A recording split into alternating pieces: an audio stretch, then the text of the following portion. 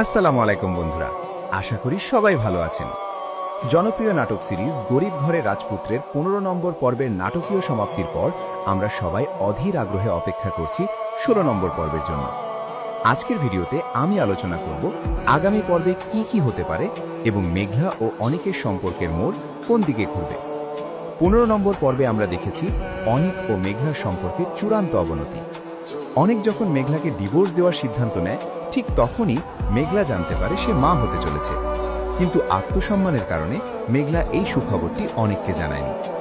অন্যদিকে মেঘলা এখন শাকিরা চৌধুরীর বিশাল সাম্রাজ্যের হাল ধরলেও তার পুরনো শত্রুরা তাকে নিচু করার চেষ্টা থামায়নি।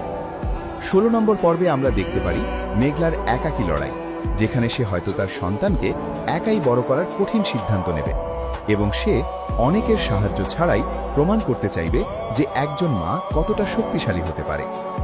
অনেকের ভুল উপলব্ধি একটি বড় পয়েন্ট হতে পারে। অনেকের বন্ধু বা তার শত্রুরা যখন তাকে ব্যবসায়িকভাবে কোণঠাসা করবে, তখন সে হয়তো বুঝতে পারবে মেঘলা তার জীবনে কতটা গুরুত্বপূর্ণ ছিল।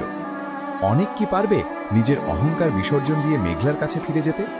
আর নাটকের সবচেয়ে বড় টুইস্ট হবে তখনই যখন অনেক কোনোভাবে জানতে পারবে যে মেঘলা মা হতে চলেছে। এই সত্য জানার পর অনেক কি তার ডিভোর্সের সিদ্ধান্ত বদলে ফেলবে, নাকি মেঘলা তাকে আর ক্ষমা করবে না? ব্যক্তিগতভাবে আমার মনে হয় 16 নম্বর পর্বে গল্পের আবেগ আরও বাড়বে।